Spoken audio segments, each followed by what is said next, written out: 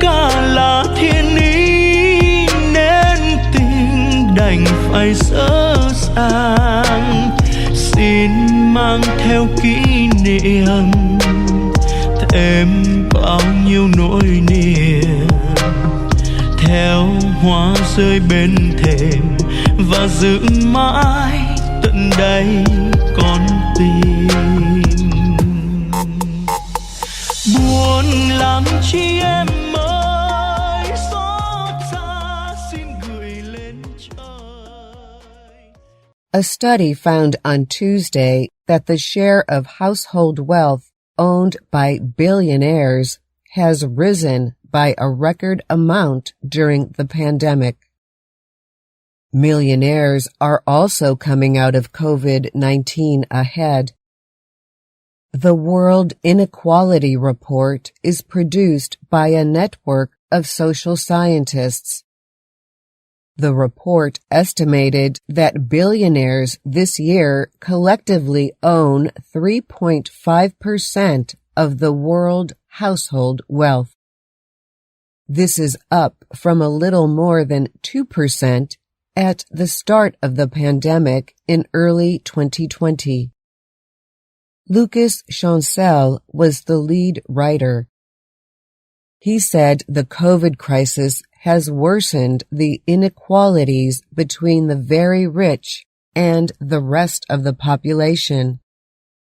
He noted that rich economies used massive financial support to lessen the increased rise in poverty seen elsewhere.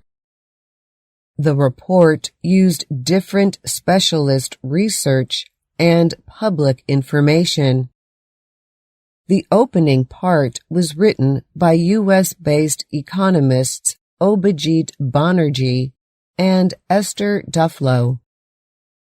They were two of three economists who won a 2019 Nobel for work on poverty.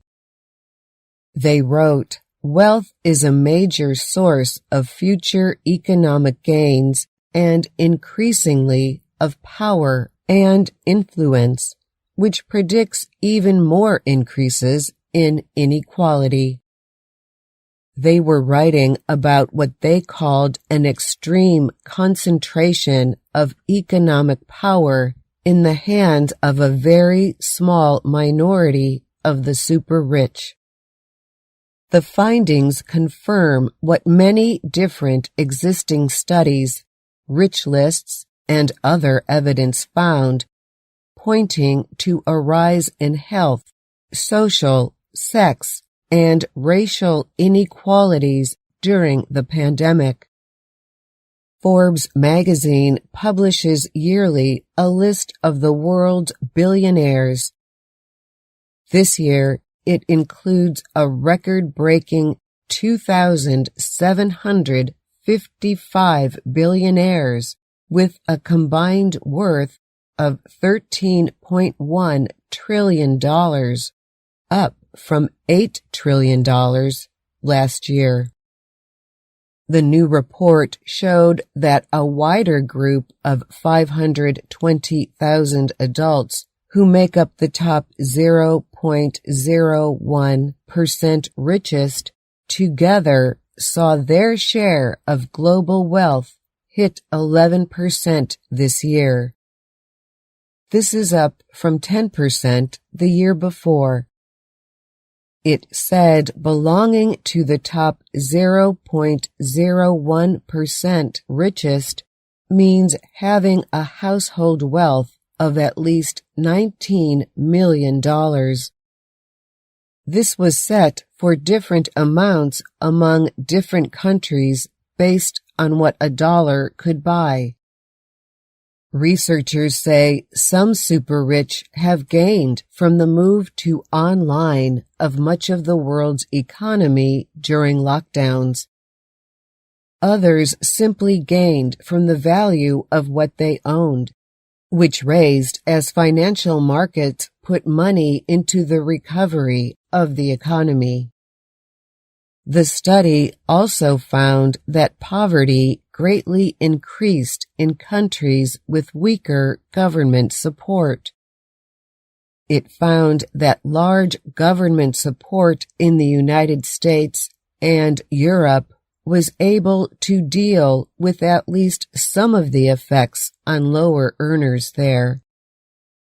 Stachel said, "This shows the importance of social status in the fight against poverty." I'm Dorothy Gundy.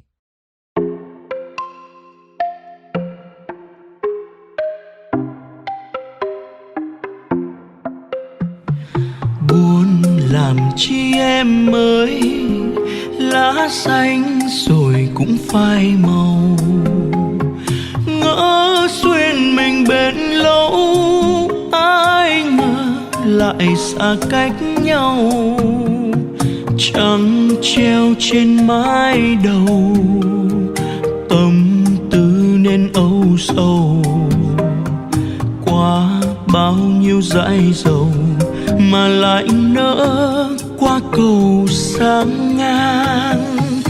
Buồn làm chi em ơi, hết duyên phận cũng lỡ làng.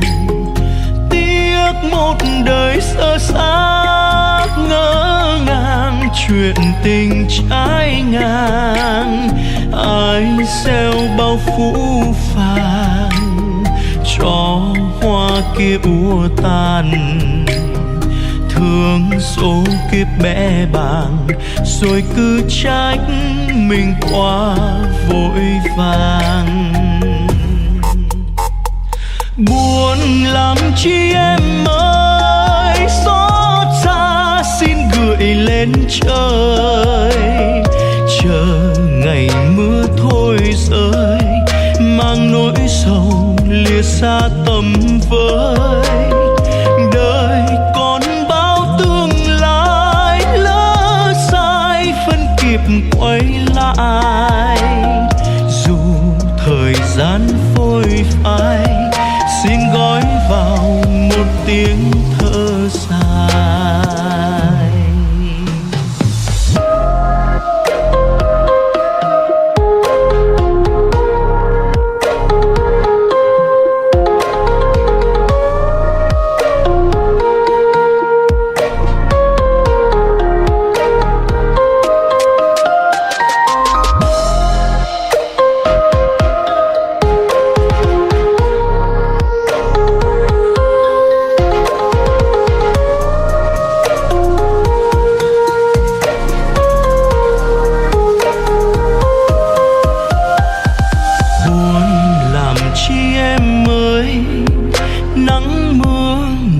Bởi do mình tất cả là thiên ý, nên tình đành phải dở dàng. Xin mang theo kỷ niệm, thêm bao nhiêu nỗi niềm. Theo hoa rơi bên thềm, và giữ mãi tận đây con tim. Buồn làm chi em ơi, xót xa xin gửi lên trời. Chờ ngày mưa thôi rơi, mang nỗi sầu lìa xa tầm với. Đời còn bao tương lai, lỡ sai vẫn kịp quay lại. Dù thời gian phôi phai, xin gói vào một tiếng thở dài.